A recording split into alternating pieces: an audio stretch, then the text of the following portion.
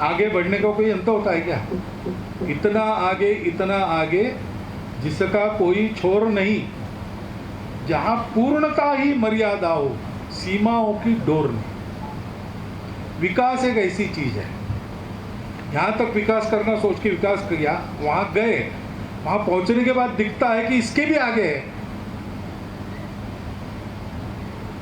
तो मनुष्य है लेकिन मानवता नहीं, इंसानियत नहीं है।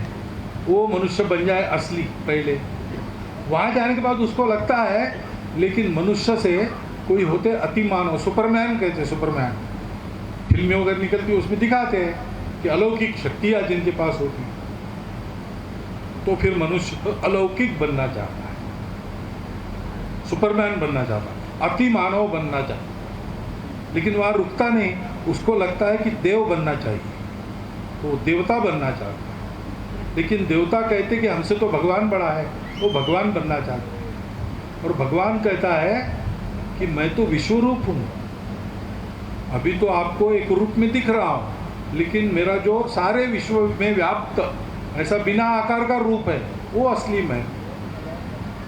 तो वहाँ भी कुछ है क्या रुकने की जगह, कि वहाँ से भी आगे कुछ है, ये कोई जानता नहीं है ऐसे कह नहीं सकता, नहीं है ऐसे भी कह नहीं सकता। लेकिन एक बात जरूर इससे कहते लोग कि विकास का कोई अंत नहीं है,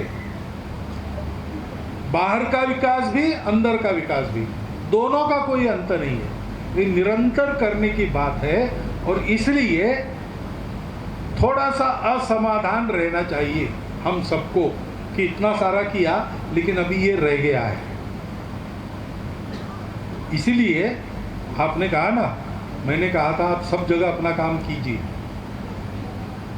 तो मैंने क्यों कहा उस समय, क्योंकि सब जगह काम करने वाले लोग भी हैं हमारे। अशोक जी इधर काम कर रहे थे, और भी लोग काम करते, कल्याण आश्रम काम कर रहा था, अभी भी कर रहा है।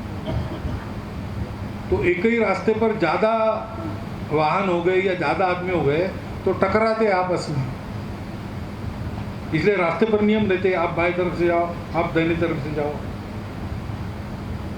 लेकिन ये मालूम है और ये करना भी पड़ता है, फिर भी उस समय ये क्यों कहा मैंने कि ठीक है आपको बाहर के इलाके में भी काम कर सकते हैं, क्योंकि विकास का कोई अंत नहीं।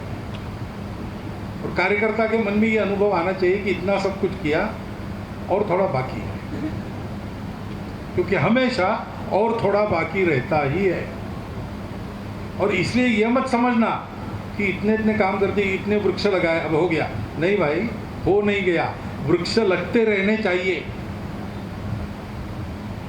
इतने लोगों को पढ़ाया, हो नहीं गया भाई, और नई पीढ़ी आएंगी, उनको भी पढ़ाना है, पढ़ाई सतत चलनी चाहिए, स्वास्थ्य की चिंता सतत करनी पड़ती है, ये सारे सतत करने के काम हैं, इनका अंत नहीं है। और सतत करने में ही इससे पूरा समाधान सबको मिलता है। If you like this video, then like, share and subscribe to ET Now.